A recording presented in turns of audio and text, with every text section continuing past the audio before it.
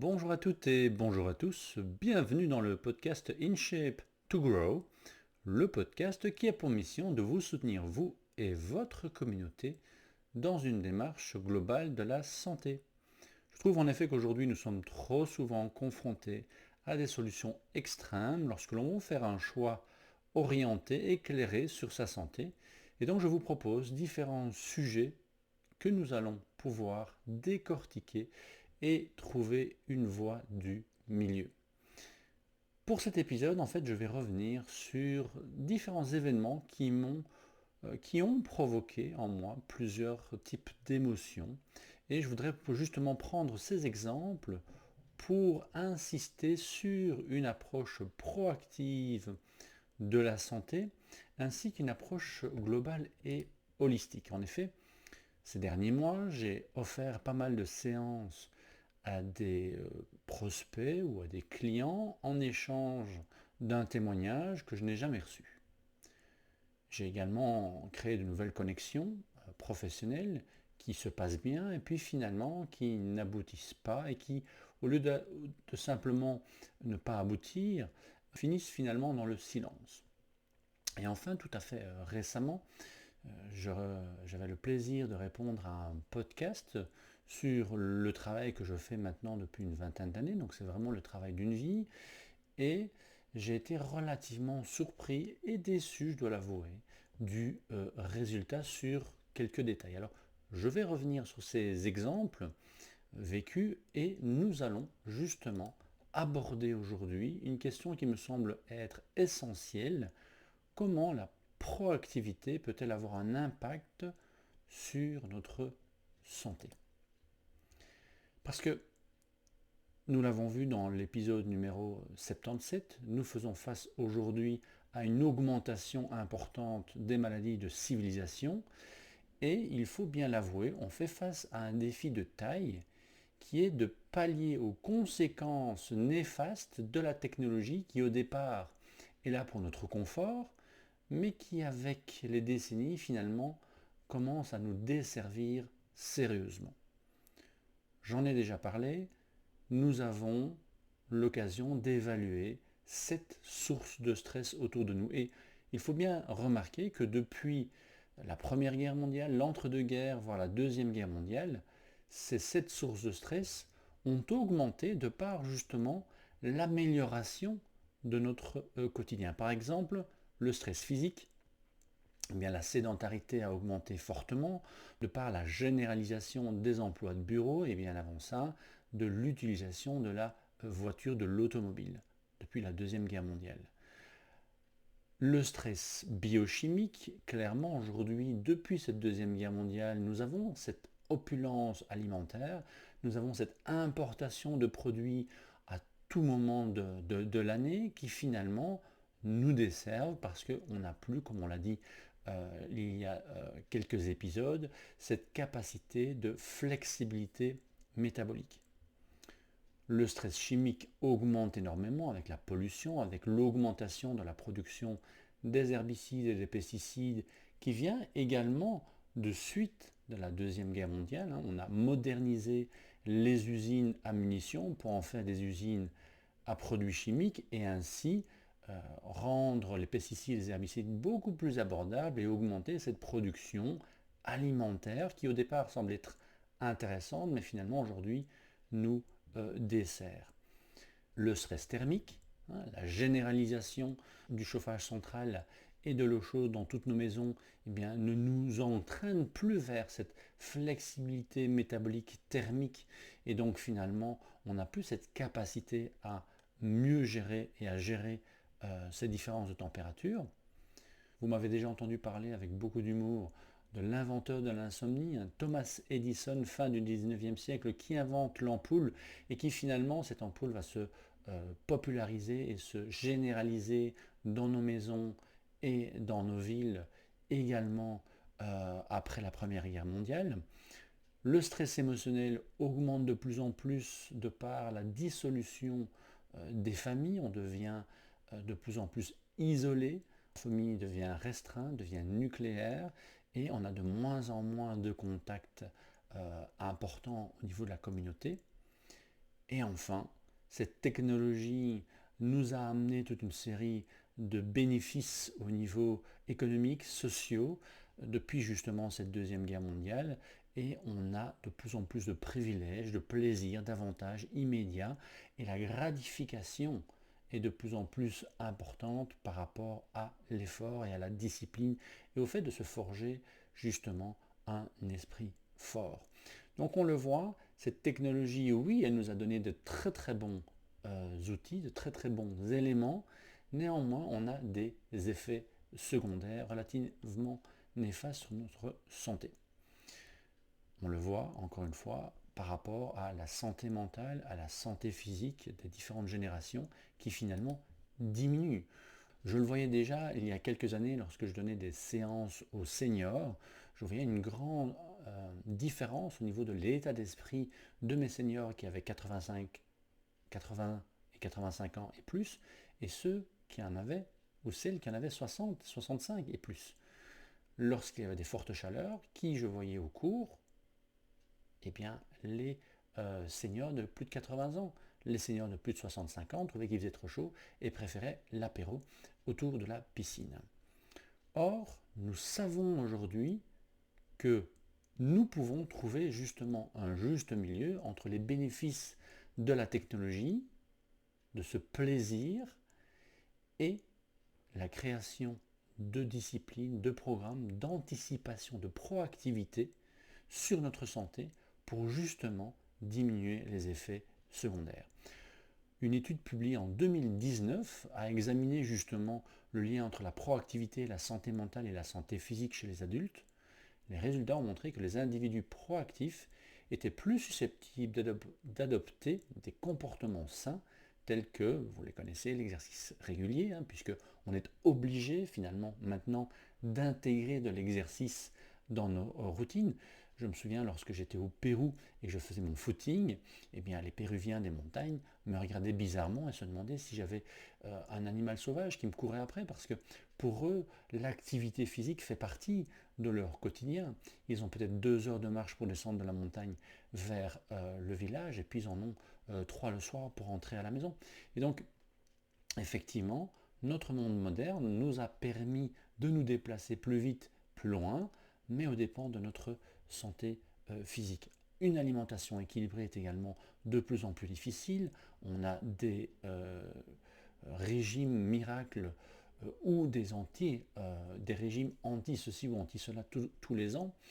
Et rien que les recommandations de base sont de plus en plus difficiles à suivre pour l'ensemble de la population. De plus, il présentait dans cette étude des niveaux de stress et de dépression beaucoup plus faibles chez les gens, justement, qui avaient une proactivité dans leur santé. Le fait de prendre en main sa santé est vraiment importante. Une étude un peu plus ancienne, 2007, de Health Psychology, a examiné la proactivité dans le contexte de la gestion de la santé, et les chercheurs ont constaté que les individus proactifs étaient plus enclins à prendre des mesures préventives pour maintenir leur santé, comme la participation à des programmes de dépistage réguliers, le suivi de recommandations médicales et la recherche d'informations sur la santé. Donc cette proactivité dans ce qui nous importe aujourd'hui, on l'a vu ces 3 dernières années. Donc ces comportements proactifs étaient associés donc à de meilleurs résultats de santé et à une réduction des comportements à risque, bien évidemment.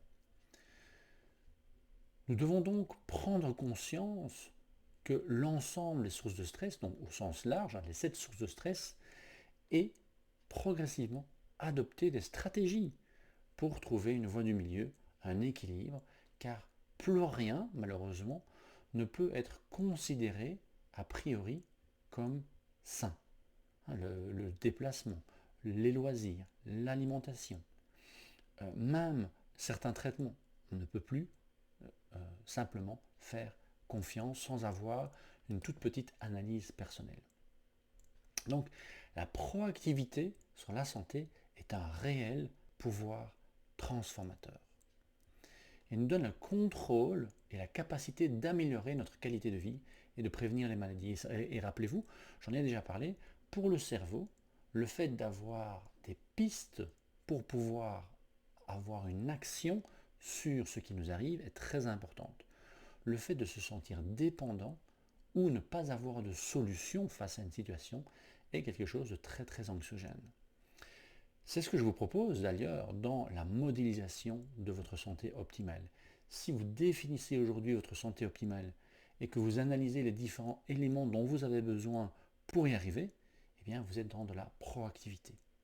Le fait d'analyser les 7 sources de stress, de le découper, certains pourraient vous dire oui mais ça n'est pas scientifique. Peut-être bien, mais ça vous permet d'avoir des stratégies. Ça vous permet de trouver les failles dans votre quotidien et de pouvoir justement y répondre de manière optimale, proactive. Le fait de rechercher une voie du milieu, lorsque l'un vous dit A et l'autre vous dit B et semble être totalement opposés, je parle du principe que tout le monde a raison, mais que selon les conditions, eh bien, vous pourriez avoir une attitude A ou une attitude B. Je lisais encore par exemple aujourd'hui un post d'un collègue entraîneur qui disait que bien souvent, il est entraîneur et formateur également, et que bien souvent des futurs coachs ou éducateurs lui posent la question, tiens, est-ce que les étirements sont vraiment utiles? Parce que j'ai entendu dire que ce n'était pas si bon que ça. Et il a réagi de manière assez directe en disant, bien sûr que c'est bon, voici les preuves. Mais là encore, non, le stretching ne sera pas quelque chose de bon à tout moment. On ne va pas faire du stretching avant de faire un effort physique. C'est deux informations différentes. On va mobiliser les muscles, mais on ne va pas les étirer sous forme de stretching passif. On ne va pas non plus faire du stretching juste après un entraînement, là où les muscles sont encore chauds. On va faire du retour au calme. Ça, c'est certain. Est-ce qu'un léger stretching peut devenir un retour au calme? Oui, si on ne va pas trop loin dans les amplitudes. Mais pour modifier votre souplesse, modifier votre posture, vous devez avoir une évaluation et vous devez le faire à froid pour pouvoir modifier durablement votre posture et la longueur, dans ce cas-ci, de certains muscles qui pourraient être trop courts. D'ailleurs, je n'ai jamais vu quelqu'un faire 10 tours de piste avant de faire une séance de yoga. Non, on va faire du yoga progressivement. On va commencer éventuellement par des exercices plus légers pour intensifier la séance, mais on ne va pas échauffer les muscles comme on entend un échauffement classique. Et c'est également le but de ce podcast de vous proposer une approche holistique, une approche de la santé globale, qui je pense est encore trop peu comprise dans ce sens. Quand j'entends certains podcasteurs qui présentent des médecins comme étant des médecins holistiques parce qu'il y a un travail fonctionnel, je ne suis pas d'accord. Un travail holistique va prendre en compte l'aspect émotionnel, l'aspect mental et l'aspect spirituel.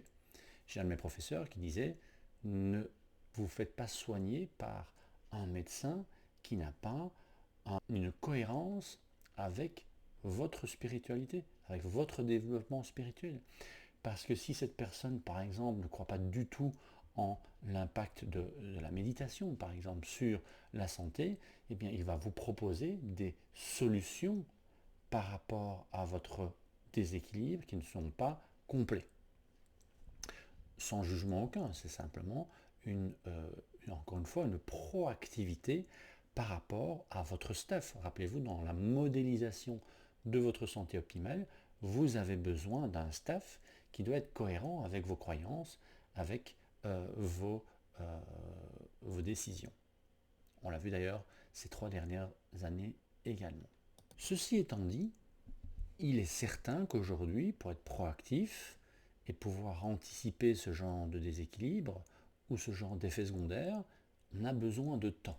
Déjà, rien que pour l'analyser, et on n'a pas toujours justement le temps et les connaissances pour y arriver. Le premier obstacle que je vois d'ailleurs à cette proactivité, ce sont les tentations. Il faut bien être face à une réalité. Les tentations aujourd'hui ne sont pas celles que l'on avait après la Deuxième Guerre mondiale et encore moins celles qu'on avait avant la Première Guerre mondiale. Et donc beaucoup de personnes ont difficile à maintenir la motivation pour adopter de nouveaux comportements des comportements proactifs. Je dis nouveau, c'était tout à fait normal pour nos arrière-grands-parents et ça l'est beaucoup moins aujourd'hui parce que justement, on est continuellement face à cette technologie qui nous facilite notre quotidien. Et donc le manque de discipline et de persévérance peut entraver la capacité à maintenir une bonne hygiène de vie, mais ce manque de discipline est finalement en, en concurrence avec les tentations. Et la motivation, je me souviens quelqu'un d'avoir dit, la motivation c'est tirer sur un élastique. Il y a un moment où la discipline sera plus suffisante, où la motivation sera plus suffisante. Il faut faire en sorte que ces comportements ne soient plus un effort, qu'on n'ait plus à tirer sur l'élastique pour aller à l'encontre des tentations. C'est d'ailleurs une de mes premières victoires lorsque je travaille avec un client, c'est lorsqu'il me dit, voilà David, ce week-end j'ai voulu me faire plaisir, je me suis pris une crasse et en fait ça ne m'a pas plu. Ça veut dire que cette personne a tellement bien changé son comportement que refuser une crasse n'est plus un effort. Il faudrait redéfinir la malbouffe et il faudrait redéfinir les crasses évidemment. On parle de malbouffe et pas de plaisir. Un dessert ne va pas être pris tous les jours. Encore une fois, ça c'est une problématique de peut-être de motivation, mais également d'équilibre biochimique, de ne pas être tenté par une sucrerie lorsque l'on a bien mangé. C'est une situation dans laquelle vous pouvez vous trouver. Simple fait de refuser un dessert parce que vous n'en avez pas envie. C'est pas pour ça que vous allez le refuser systématiquement et c'est pas pour ça que ce sera un effort continu. Et ces tentations peuvent devenir petit à petit des addictions. Et là, on se retrouve dans un cercle vicieux qui est difficile de changer par un simple discours. Que ce soit l'addiction aux écrans, à la caféine, au sucre, à l'alcool, à la malbouffe, parce que cette malbouffe entraîne des carences qui entraînent cette attirance pour la combinaison sucre, sel, gras. Et ces addictions vont stimuler la dopamine, qui est un neurotransmetteur qui agit sur la sensation de plaisir et surtout la sensation de satisfaction rapide. C'est pour ça qu'il est plus facile de devenir champion du monde d'un jeu vidéo que d'être champion du monde en judo par exemple. Parce que l'effort n'est pas identique. L'effort pour devenir champion du monde dans une discipline sportive demande énormément de pratique par rapport à la pratique que vous devez faire pour maîtriser 2 boutons sur une manette. Et pour illustrer justement cette problématique d'addiction, je vais revenir sur un post, c'est une belle synchronicité, que j'ai lu ce matin sur les réseaux sociaux, qui était une traduction d'un personnage connu, d'un motivateur connu, qui s'appelle Grant Cardone, si je le prononce correctement. Et cette citation traduite disait ceci: la seule chose qui se dresse entre vous et vos objectifs, c'est une histoire de conneries que vous n'arrêtez pas de vous raconter pour expliquer pourquoi vous ne pouvez pas les atteindre. Et ça, c'est le genre de citation qui peut me mettre en colère, parce que ça n'est pas vrai. Vous avez des personnes qui veulent vraiment, mais qui n'ont pas les outils, qui n'ont pas les personnes autour d'elles pour pouvoir justement sortir de ce cercle vicieux et pour pouvoir débuter un cercle vertueux. Elles essayent, elles vont d'essai en erreur, d'essai en erreur.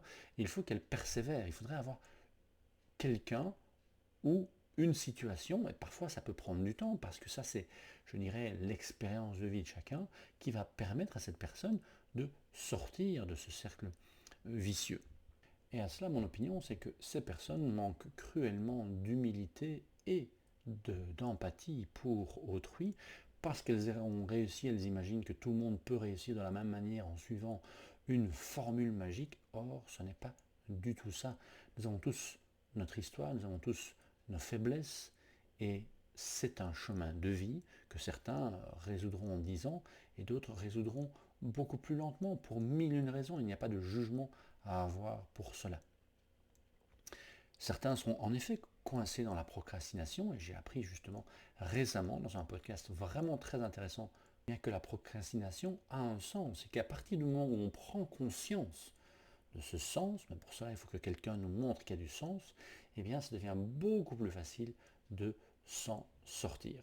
Donc revenons un peu à nos études, parce que justement ces études récentes mettent en évidence que ces stratégies sont efficaces pour surmonter les obstacles de temps, les obstacles de procrastination, les obstacles de toutes les émotions, tout ce discours intérieur que nous pouvons avoir et qui fait donc pas, et qui fait d'ailleurs partie de la modélisation de votre santé optimale. Et donc cette étude, publiée dans le journal de Occupational Health Psychology en 2012, a examiné la proactivité dans le contexte professionnel et son impact sur la santé et le bien-être des employés. Les résultats ont montré que les individus proactifs étaient plus susceptibles d'adopter des stratégies d'adaptation positive, telles que la planification, la recherche de soutien social, qui est associée à une meilleure santé mentale et à une réduction du stress au travail. Donc on a là des sources scientifiques qui nous montrent justement comment mettre en pratique cette proactivité, aussi bien pour notre santé physique que pour notre santé mentale. Alors dans ces solutions, on a par exemple la fixation d'objectifs réalistes. Le perfectionniste risque de se mettre des objectifs beaucoup trop élevés et donc de procrastiner ou de ressentir de la honte par rapport à l'échec. La recherche du soutien social. On a parlé dans la modélisation de la santé optimale aussi bien du staff que vous devez avoir autour de vous que de la tribu, de la communauté que vous pouvez inspirer, donc ça va dans les deux sens.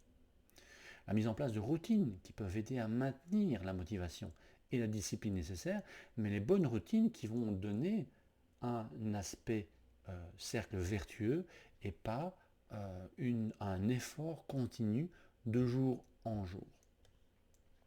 Et pour moi, ce qui est vraiment important, et j'en donnais l'exemple par rapport à la procrastination, c'est la compréhension des mécanismes, savoir que tout a un sens et qu'à partir du moment où on en prend conscience, on en a parlé dans l'épisode précédent, avec la prise de conscience des schémas qui se répètent dans une famille, eh bien, lorsque l'on en prend conscience, c'est déjà une grande partie du travail qui est réalisé.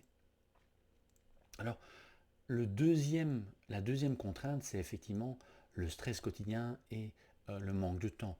Effectivement, on a toutes et tous un quotidien qui peut être relativement prenant et qui vient saboter finalement les nouvelles routines parce qu'il y a un événement qui va modifier la routine mardi matin et que mercredi matin on essaie de rattraper le coup et puis jeudi on a oublié et puis finalement on revient dans nos anciens schémas. Je le répète, courir un marathon ne se fait pas du jour au lendemain, changer les habitudes non plus, que du contraire. Donc devenir proactif demande de l'entraînement, comme on s'entraîne à descendre en ski ou à jongler. Et il est clair qu'aujourd'hui, le stress du quotidien, avec cette technologie, parce qu'on en parlait, cette technologie peut nous améliorer, peut améliorer notre quotidien. On a des effets secondaires sur notre santé, mais également sur notre quotidien. Parce que pouvoir être contacté à n'importe quelle heure du jour et de la nuit peut être une source de stress. Malheureusement, on le sait, c'est que toutes les maladies de civilisation, les maladies neurodégénératives, s'accumulent au fur et à mesure des années. On ne devient pas parkinsonien ou Alzheimer du jour au lendemain. On a aujourd'hui les protocoles pour pouvoir anticiper, les évaluations pour pouvoir anticiper. Donc, les outils, nous les avons, nous savons que les habitudes d'aujourd'hui entraîneront éventuellement, si elles sont déséquilibrées, des problèmes de santé, une baisse d'énergie et donc un cercle vicieux, parce que quand on a une baisse d'énergie, on a de moins en moins de motivation, de temps pour justement prendre soin de soi, on a un bien-être qui est diminué et on se retrouve dans un stress général et un stress mental en particulier, ce qui alimente ce cercle vicieux. Ce qui est par contre une excellente nouvelle, c'est que ce qui a entraîné justement ce cercle vicieux, c'est-à-dire des petites défaillances à gauche et à droite sur un temps prolongé, eh bien peut être également la solution pour en sortir. C'est-à-dire, je cite Sean Crochton, petit à petit, un petit peu devient beaucoup. Et donc c'est une philosophie d'entraînement, de suivi que je propose depuis maintenant plus de 20 ans, c'est de faire une multitude de petits efforts dans différents domaines pour pouvoir avoir un effet cumulatif. Et pour cela, avoir une approche proactive dans différents domaines. Mais pour cela, je pense qu'il est essentiel de réaliser une mini-révolution personnelle. Découvrir la motivation intrinsèque qui pourra faire face à tous les obstacles. Je me souviens de ce coaché justement qui voulait absolument se remettre en forme, mais qui avait une problématique, c'était qu'effectivement, lorsqu'il sortait avec ses amis, il était le dernier à fermer le bar et à rouler sous la table, tellement il consommait de l'alcool, parce qu'il était considéré comme le joyeux luron du groupe. Et donc là, l'obstacle, c'était effectivement son identité de joyeux luron et de clown du groupe, alors que sa motivation, eh bien, c'était justement de retrouver une forme, de perdre du poids, de récupérer sa cheville parce qu'il avait eu un accident, et de retrouver un équilibre au niveau de sa vie personnelle. Et donc ça, c'est un exemple d'un obstacle qui est l'identité d'une personne qui est supérieure à la motivation de cette personne de changer de mode de vie. Ajoutons à cela une approche holistique de la santé pour cette approche proactive. Donc on ne va pas simplement être proactif au niveau physique, mais également au niveau émotionnel, au niveau mental, voire au niveau spirituel si besoin. Reprenons les 3 exemples que je vous ai donnés en introduction. Exemple personnel.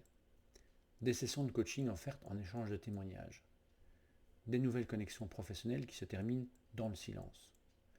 Une interview en podcast qui me déçoit. Tous ces éléments-là ont créé chez moi une sensation d'échec et de honte. C'est quelque chose sur lequel je travaille depuis longtemps. Je peux rester dans cette honte ou passer dans une approche proactive. Si je prends justement encore une synchronicité de cette dernière semaine, le livre de Stephen Covey, Les 7 habitudes des gens efficaces, livre qui honnêtement est depuis très longtemps dans ma bibliothèque. Je pensais que c'était un livre léger et que ça parlait de formules relativement bateau pour pouvoir devenir efficace. Eh bien, j'ai été très très surpris déjà par la toute première leçon qui est justement d'être proactif. Et donc je me suis posé la question, comment puis-je être proactif par rapport à cette situation au lieu de basculer dans cette autocritique? Eh bien, par rapport au fait d'offrir des séances de coaching en échange de témoignages, je ne vais plus offrir de séances de coaching dans l'attente de recevoir quoi que ce soit. Si j'offre une séance de coaching, c'est une offre qui est sans condition. Belle leçon.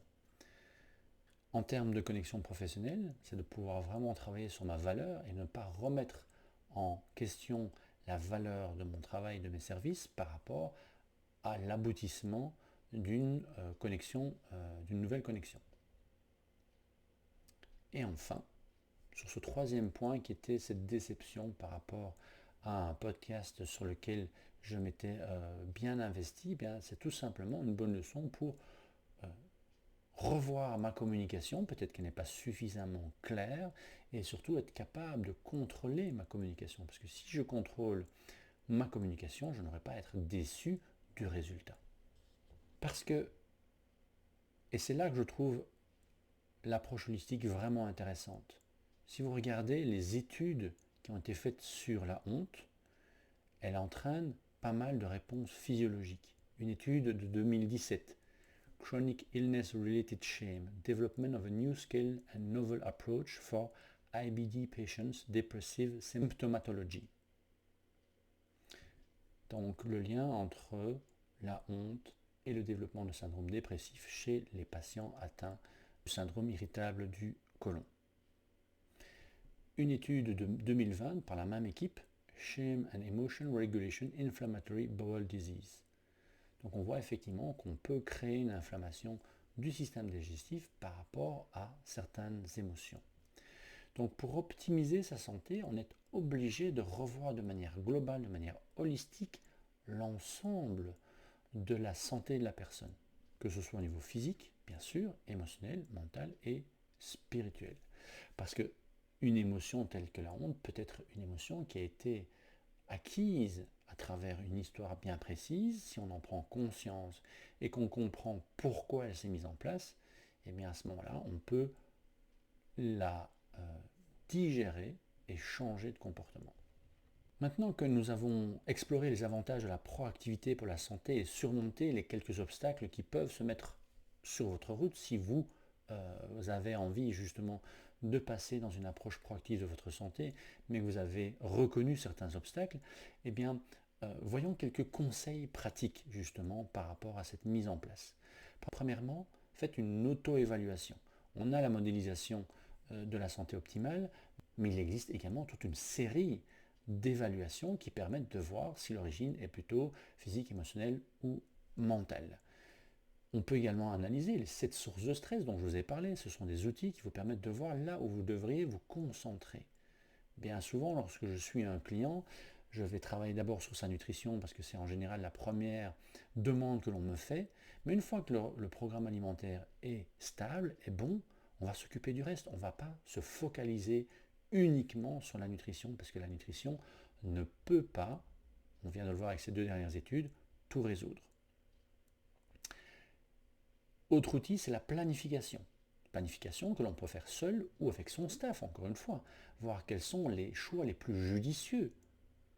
En séance, je pose souvent la question de savoir aux clients quelle stratégie ils se sont capables de mettre en avant en premier, et je peux également lui donner mon avis sur les stratégies qui seront les plus efficaces rapidement. Donc on a là plusieurs choix. On peut également passer par une intégration progressive pour justement ne pas changer tout son environnement, tous ses comportements du jour au lendemain et être justement sur cette image de l'élastique. On tire sur l'élastique et à un moment, l'élastique, il casse au lieu de simplement devenir beaucoup plus souple. Et donc, toutes ces stratégies, nous pouvons ainsi diminuer le stress au quotidien. Mais il y a encore un dernier outil que je voudrais partager avec vous parce que je l'utilise de plus en plus et justement dans cette connotation de stress lié au temps, elle est vraiment importante. Ce que je propose, c'est d'écrire votre rythme optimal. Si vous pouviez choisir le rythme d'une journée telle que vous aimeriez la vivre, pas par rapport à ce qui est imposé, mais par rapport à ce que vous aimeriez vivre, à quelle heure metteriez-vous votre réveil? À quelle heure commencerez-vous à travailler? Ou à quel moment aimeriez-vous faire une balade, manger, faire du sport, etc. Faire votre rythme optimal d'une journée, d'une semaine et d'un mois. Et d'y intégrer petit à petit des changements progressifs par rapport à votre réalité d'aujourd'hui. C'est ce qu'on appelle le stacking, c'est-à-dire ajouter un comportement sur un élément qui existe déjà dans votre quotidien pour petit à petit faire en sorte que ce nouvel élément devienne la référence.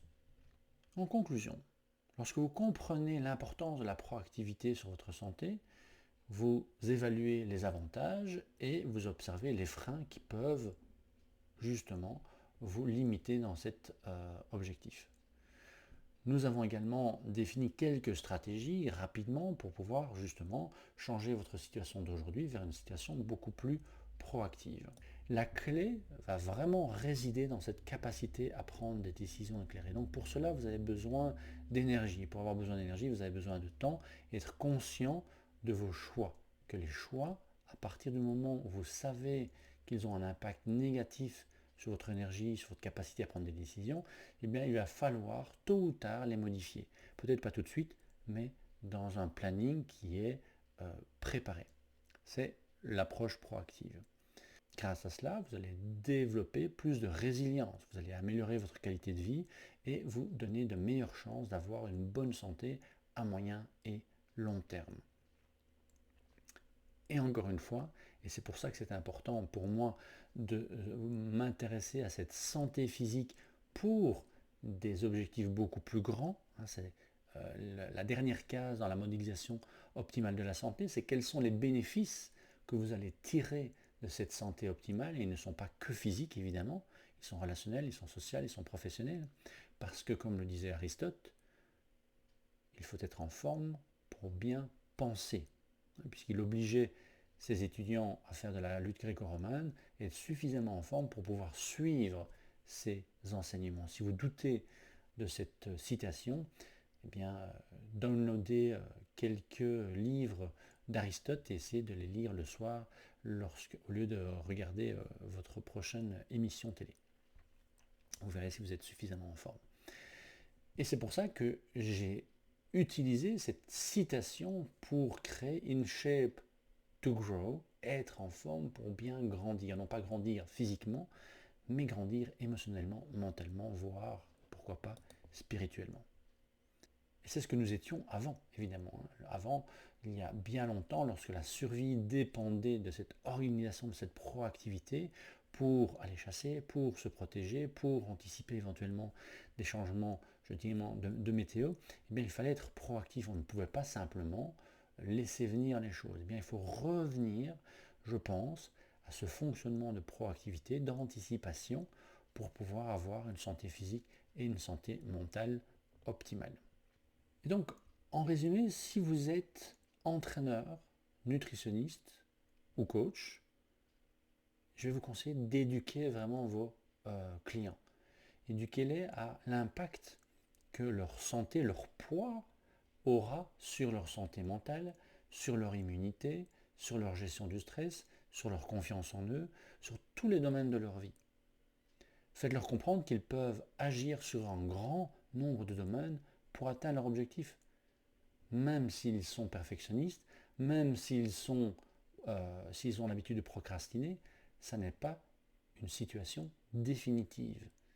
Il y a là une étincelle à créer pour pouvoir changer cette situation, améliorer cette situation. C'est finalement la quête du héros. La quête du héros, première étape, la personne est dans une situation, elle ne sent pas qu'elle a un souci, et là, vous pouvez amener cette graine de réflexion en disant non, mais cette situation n'est pas définitive. Et si tu l'améliores, tu pars pour une quête qui peut t'amener vraiment très très loin dans la réalisation de toi. Permettez-leur de se reprendre en main, c'est vraiment important. Si maintenant vous n'êtes pas entraîneur, vous n'êtes pas coach, vous n'êtes pas nutritionniste, vous n'êtes pas dans cette aide à la personne, mais que vous écoutez ces podcasts pour vous, eh bien, prenez le temps de répondre à cette question. Qu'est-ce que cela pourrait vous coûter si vous ne changiez pas de manière significative votre hygiène de vie ou tout autre facteur compromettant votre santé dès aujourd'hui? Faites l'analyse. Observez un peu comment vous vivez aujourd'hui, les petits tracas de santé, les comportements que vous connaissez comme étant pas optimales. Si vous ne changez rien, comment serez-vous dans 5 ans, 10 ans, 15 ans? Qu'est-ce que vous allez louper? Qu'est-ce que vous risquez d'obtenir? Et à partir de là, vous voyez quelle personne pourrait vous aider à sortir de ce cercle vicieux. Rappelez-vous, dans le staff, c'est toutes les personnes qui ont un impact sur votre santé. C'est peut-être un coach mental, c'est peut-être un entraîneur, c'est peut-être un nutritionniste, un médecin fonctionnel, un acupuncteur, que sais-je, un auteur. Ce n'est pas spécialement uniquement des personnes physiques. Voilà, j'espère que à nouveau ce podcast vous a permis de trouver de nouvelles pistes, de comprendre un peu plus que notre santé, non, elle n'est pas quelque chose de défini, que l'approche holistique n'est pas uniquement quelque chose de physique, et que être proactif ne signifie pas simplement aller faire ses courses et d'avoir des légumes frais dans son frigo. On peut être proactif sur tous les domaines qui ont un lien avec votre quotidien, que ce soit votre santé physique, votre santé émotionnelle, votre santé mentale ou votre santé spirituelle. Si vous avez des questions, n'hésitez pas à les mettre en commentaire ou à me contacter directement via mon site internet davidgermeau.com ou mon adresse email david.germeau@gmail.com. Et d'ici notre prochain épisode, prenez soin de vous. Ciao, ciao.